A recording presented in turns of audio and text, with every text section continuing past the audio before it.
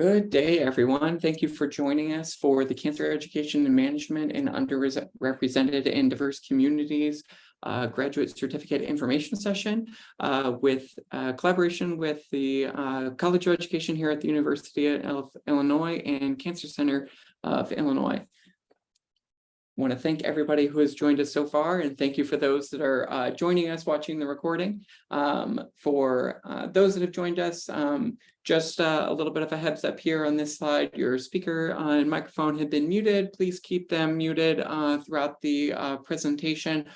Towards the end of the session, after the presentation is done, we'll open things up for Q&A. Please feel free to unmute yourself, either raise your hand on the screen or use the Zoom raise your hand function to ask a question, or you can type those in the chat as we go throughout the presentation today, and we can answer those either as we're going if it makes sense, or we will answer them at the end of the presentation. And again, this session is being recorded, so if you miss anything or get interrupted while you're watching this presentation, you'll be able to view this later. For those that have joined us, just feel free to introduce yourself in the chat. I am Travis Giffen, the Assistant Director of Online Programs here at the College of Education here at the University of Illinois. We have others that will introduce themselves briefly as we get going here. Feel free to introduce yourself. Let us know why you're interested in the Cancer Education and Management graduate certificate. Please go ahead and type that in the chat. We also have a quick poll to get a little bit of information about folks. So let us know who you are and how you learned about the program. We really appreciate that input. And then I'll have another question at the end of the session just to gauge how the session went for folks. So thanks to everybody for providing that feedback to us. During this session, you'll learn about the eligibility of the graduate certificate, the structure, admissions, and some career paths. If you have questions that you think of as you're watching this recording or after the session today, please contact us at onlineprograms@education.illinois.edu, and we'd be happy to answer your questions, any that you have about the program or about this information session. And with that, I'm going to turn things over to Margaret. Hi and welcome. My name is Margaret Brown Hunt, and I am the Assistant Director for Strategic Research Initiatives and the Chief Diversity Officer at the Cancer Center in Illinois. I am also one of the faculty members within the Education Policy, Organization, and Leadership Program. So I, along with my colleagues here today, have the pleasure of sharing some information with you about our new certificate program. And so we're very much excited that we have a robust team of faculty members and staff from the Department of Education Policy, Organization, and Leadership, EPOL, within the College of Education, as well as the Cancer Center at Illinois, CCIL, with the support of the Office of Online Programs within the College of Education that have partnered to organize and to launch this program. So during our session today, you will be introduced to various members of our team. Next slide. And so the next session would focus on the Cancer Center at Illinois and provide a little bit of information and overview. And so the Cancer Center at Illinois, also known as CCIL, we're one of the research institutes which fall under the auspices of the Office of the Vice Chancellor for Research and Innovation. We're a basic science cancer center, which began in 2011 as the Cancer Community at Illinois. We're led by our current director, Rohit Bhargav, and a group of approximately 50 or so faculty from here at Illinois. So our initial members started to organize around regular activities, and that enabled various types of interactions in terms of various symposiums, workshops, and thematic research groups. And so within the past decade, the cancer community has transitioned to become a formalized research institute with over 100 faculty members and several hundred postdoctoral researchers, as well as Illinois students. And so the next segment we'll talk about, which is the next slide, will be our Cancer Research and Training and Education Coordination Corps, or also known as CRTEC. Hi, Marcy Poole. I'm an Assistant Director for Education here at the Cancer Center and a faculty member in bioengineering. Welcome, everyone. So CRTEC as Margaret mentioned, is the Cancer Research Training and Education Coordination here at Cancer Center. And our goal is to coordinate and enhance cancer research, education, training, and career development across the center.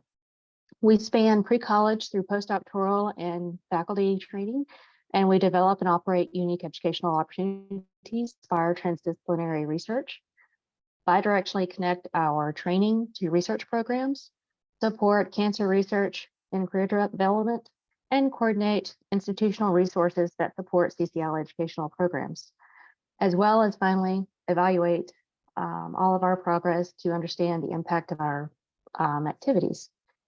So thank you. That's a little bit about CERTEC.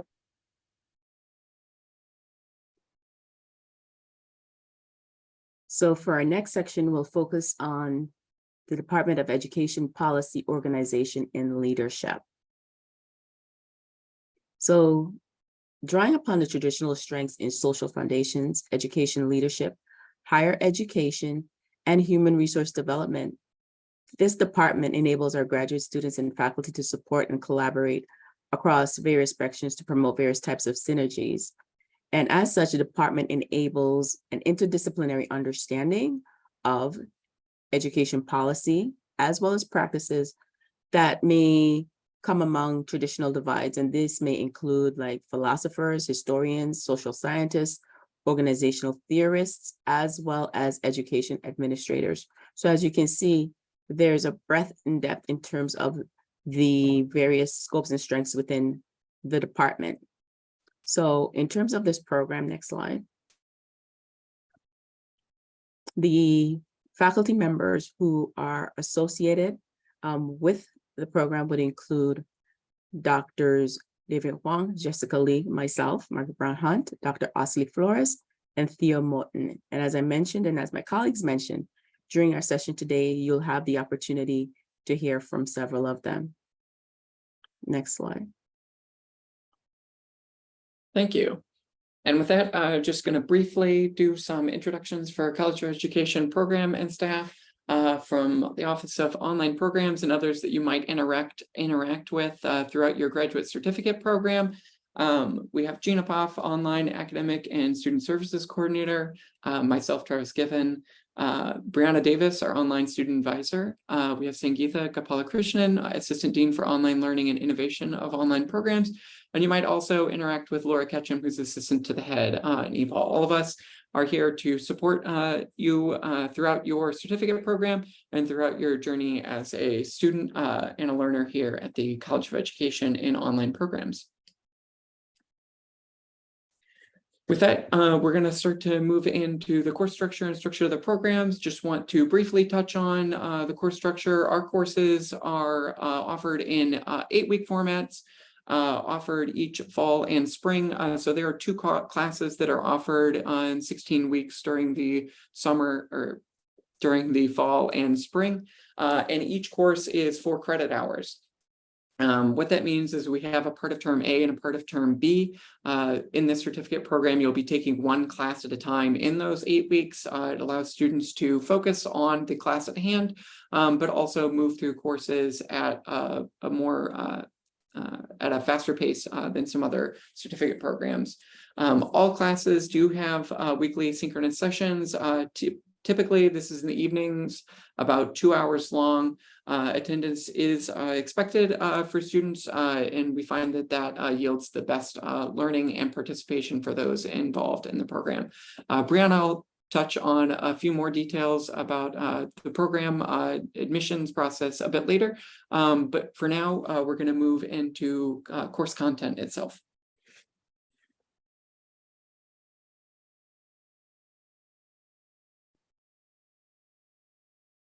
So our units are very excited about this collaborative opportunity to offer the certificate program, which focuses on the implementation of cancer care, as well as innovative solutions within the larger community context, focusing on underserved or underrepresented individuals.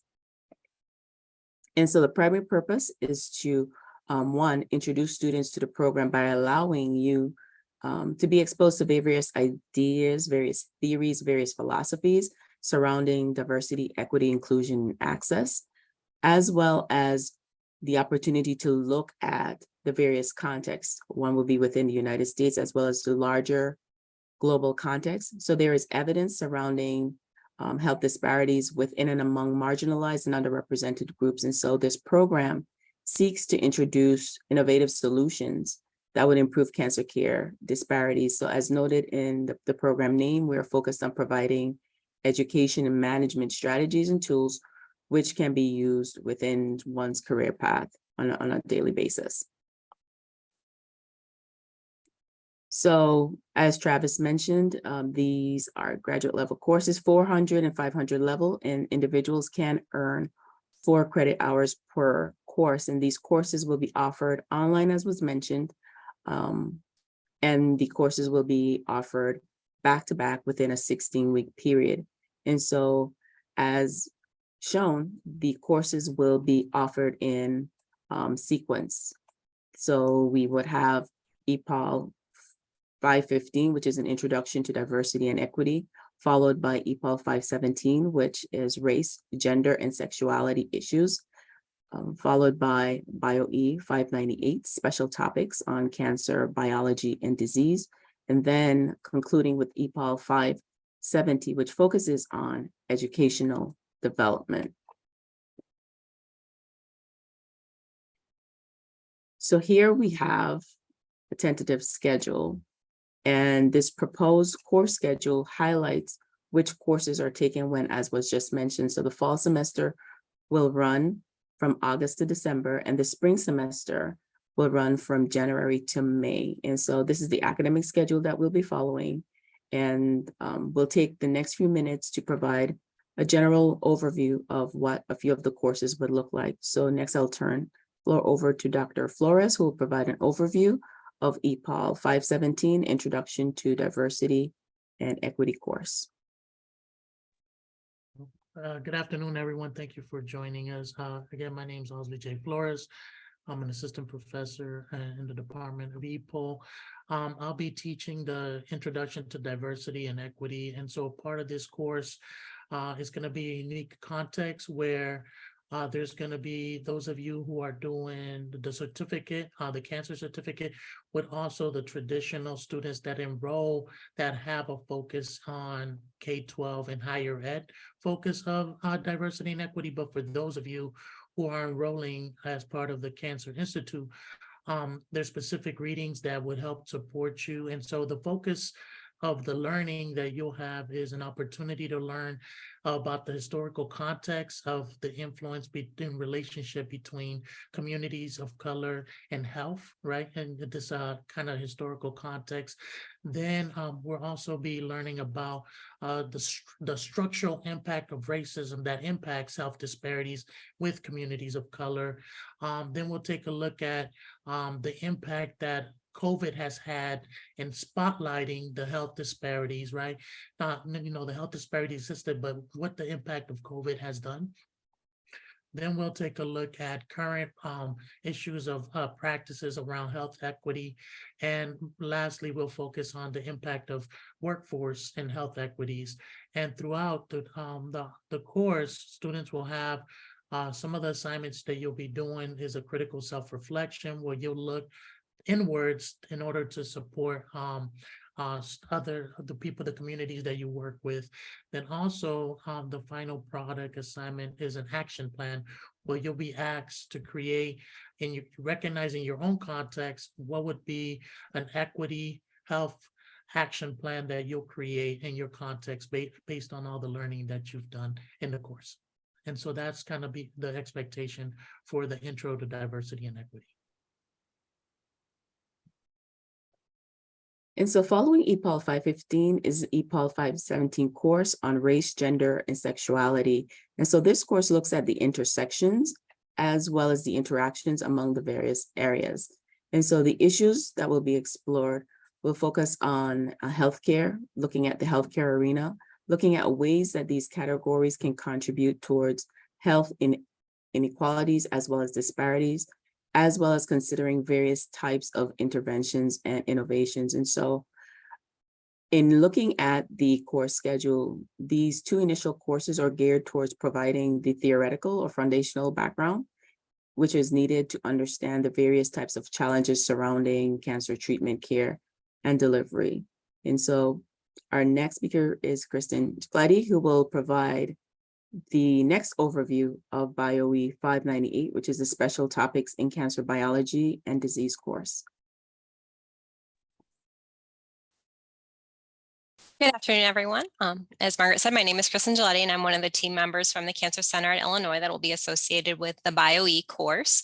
We'll kind of divide the course kind of into two sections. In the first half of the course, we're going to talk about the hallmarks of cancer, different types of cancer, and current diagnostic and treatment options for patients, as well as touch on some of the innovative and interdisciplinary cancer research that we do right here on the campus at UIUC. In the second half of the course, we want to introduce the different types of cancer disparities, such as biological, socioeconomic, geographic, environmental, and others, and conduct analysis on current attempts and efforts to reduce these disparities. The goal of the course will be that we want to have our students envision ways that they, in their current or future profession, could work to improve cancer communication and also work to lessen these disparities.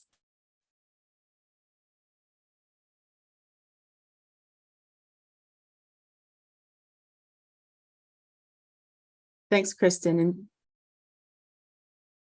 And so following BIOE 598, the next course would be EPOL 570. And this course looks to explore various models, systems, procedures, strategies within an organizational context. And so by providing some tangible frameworks, and that is the emphasis, providing tangible frameworks, the goal of this particular course is to provide individuals with the tools that could aid in their exploration as well as adoption of various innovations that may be discussed throughout the course or that may be developed. So the course will provide information on how to, 1, introduce, 2, manage, 3, facilitate, and 4, promote various types of change within the change model cycle within organizations based on one's specific context of interest.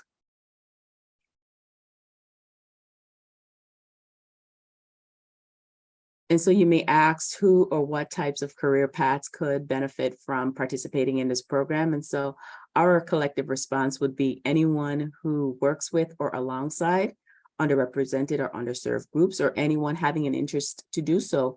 Our research has shown that a variety of stakeholders can benefit. And on the slide, we have a variety of professions that could benefit from such levels of engagement. And so this would include behavioral health specialists, whether they be therapists or actual specialists, case managers, various types of counselors, crisis interventionists, hospitalists, anyone associated with the mental health profession, anyone who may be doing nurse practitioner work or even nurse practitioner adjacent work, patient advocates or navigators in pediatrics or peds. So there are a variety of career paths that one could explore, and this is only meant to serve as a snapshot of the professions and career paths that could benefit from this certificate program.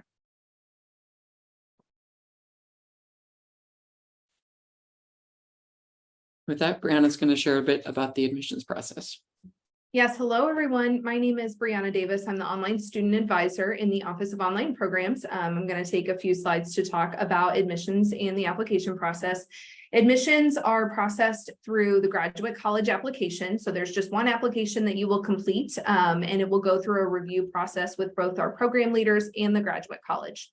So you will first complete your graduate college application.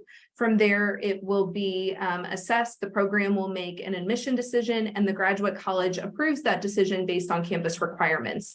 So from there, the graduate college would process that admission. If you are interested in beginning this program this fall, you can apply online at the link provided here. It's choose.illinois.edu/apply. Upon completion of this graduate certificate program, students receive a formal certificate that's issued by the graduate college, and graduates of this program are welcome and invited to attend either our in-person graduation ceremonies or our virtual graduation ceremonies. So you are welcome to participate in those if you wish. With regard to our application, as we kind of took a look earlier at the courses and the course mapping, this program offers a strict Fall A start date. For your reference, our Fall A term will begin in mid to late August. This year, it begins on August 21st. The application deadline for Fall A is July 15th, so there's still plenty of time for you to complete your application and join us this fall. I would like to note that there is no application fee to apply to this CERT program, and GRE scores are not required. If you have additional questions about which application materials are required in order to be considered for admission, you can go to the link here. I believe Travis, yes, thank you, Travis, put that link in the chat as well. So be sure to take a look at that to see how you can submit your application and join us this fall.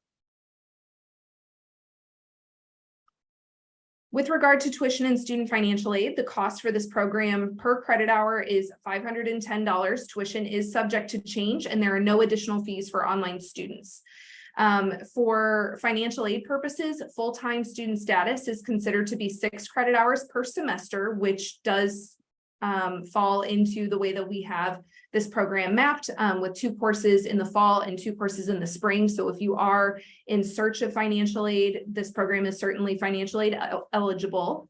If you have financial aid questions, please contact the University of Illinois Student Financial Aid Office directly. Their contact information is provided here, and they would be happy to answer any questions that you may have. And then I'd also just like to mention that while this graduate certificate program can serve as a standalone certificate program, it is also stackable into our Master of Education and Doctor of Education programs, specifically in the EPOL department, Education Policy Organization and Leadership. So if after you complete the certificate program, you decide that you would like to pursue one of our degree programs in Education Policy Organization and Leadership, you can stack your CERT credits into your degree program. We currently offer concentrations in the following areas that are listed here. So that's something to keep in mind if you are considering maybe earning another degree in the future. This could be a really great way to get started with doing so. Thank you, Brianna. Hello, everybody. My name is Sangeeta Gopalakrishnan, and I'm the Assistant Dean for Online and Learning Innovation here at the College of Education. I'm kind of joining at the end of our session, towards the end of our session here, to give you some food for thought. So you've heard some great information so far, and if you're still wondering about pursuing this graduate certificate at our college, I wanted to give you some key points to consider. We are a top-tier research university. The University of Illinois is a top-tier research university. The programs, the online programs at the master's level in the College of Education have been ranked number 3 by US News and World Reports. And this ranking is based on affordability and quality. And when we speak of quality, we'll have to talk about the world-class faculty that you will interact with when you're here in the college. We value online engagement. We focus our efforts on creating an engaging pedagogical experience. We're also creating opportunities for you as online students to interact with peers. And speaking of peers, you will find that your peers come in with rich backgrounds. So these are adults who've been working for a while, who have family responsibilities, who've done interesting things. So you will not only be learning from great faculty, but also you will be learning with peers that have much to offer. And as a top-tier research university, you will have access to some fantastic resources. For example, our library system is one of the best in the country, and so you'll have access to our library system as well. So I hope I've given you some good aspects to think about, and I hope you will join us and pursue this program. So here's the article which talks about our number 3 ranking. You can read that later on. But I believe that we're easing into the Q&A now, which Travis will facilitate. Yeah, so thank you for everybody who has joined us so far. If you have questions, now is the time for that. If you think of questions afterwards, you can still reach us by email at onlineprograms@education.illinois.edu.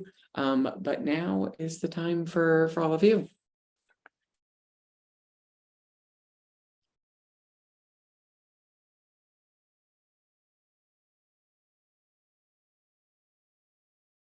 While folks are, oh, so here's a great question. So got one right away from, if somebody is already in the EDD program, how do they go about applying? Brianna, would you be able to speak to that, or Gina? Yeah, I can certainly help with that. So if you're currently in one of our degree programs, you can add this CERT as a second curriculum in your program.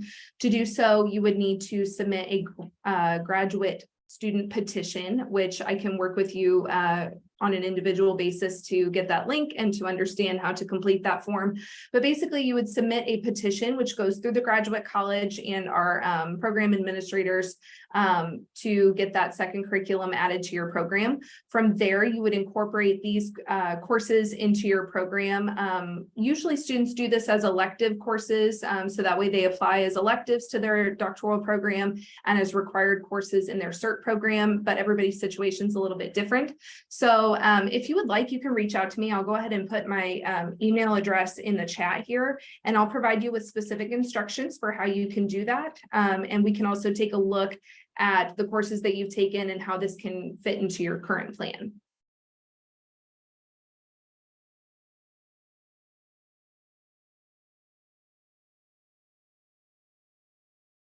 While folks are thinking of other questions, I had mentioned that we had one last poll at the end of the session. Feel free to answer this whenever you have time. No need to answer it away, but I just didn't want to forget.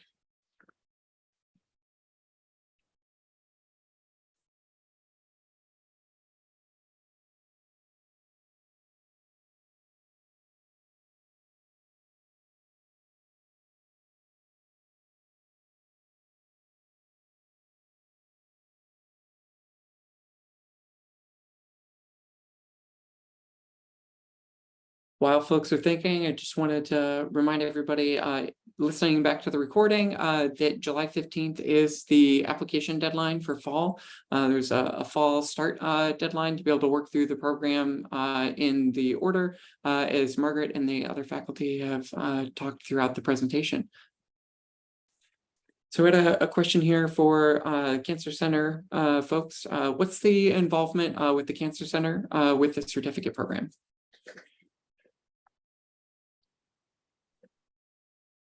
So the Cancer Center in Illinois, we helped to co-develop this program. And as Kristen mentioned, one of the courses that will be offered will be coming through the Institute via the BIOE department.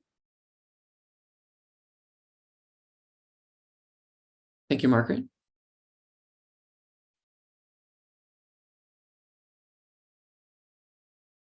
See, we have another question, looks like a follow-up question to the career paths and possibilities slide. What are the prospects of employment in this program in academics? So I'll go ahead and take that one, Travis. Thank you. So we, in developing this certificate program, there were several levels of feasibility analysis that was done, a feasibility study that was done. So in terms of prospects of employability, our research has shown and demonstrated that there are various aspects of employability depending on one's career path and trajectory and where they're currently at. And so from our research, the list that was provided is only a snapshot. And so depending on where one is in terms of positionality right now, there are opportunities whereby the skills acquired in this program can be used to leverage to gain other opportunities. Thank you.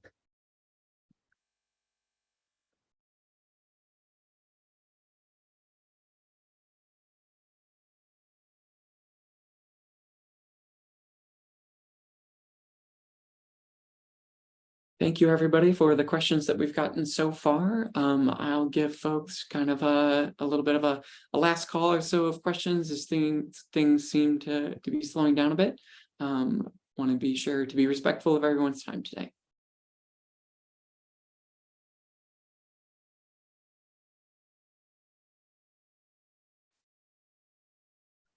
We had a question here on financial aid. I'll ask it, but I think that the best question would be to check with our financial aid office. But I want to double check with Brianna or Gina on this one. Question that we got was for non-US citizens generally eligible for financial aid.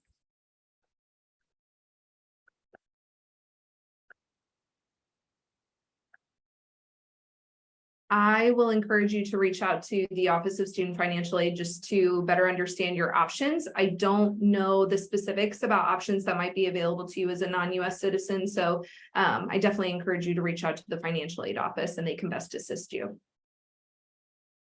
Yeah, and I will go back to that slide so that you have that information again.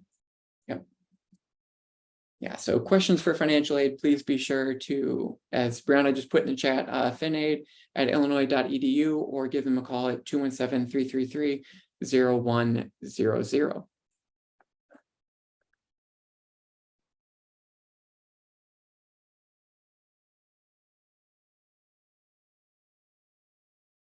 All right, well, thank you everybody who joined us today, and thank you for everybody who is watching the recording. If you have questions after the presentation, please contact us at onlineprograms@education.illinois.edu. We'd be happy to answer any questions that you might have and follow up with you with more information about the program. We thank you all for joining us wherever you're located around the globe and hope you have a great day. Bye, everyone.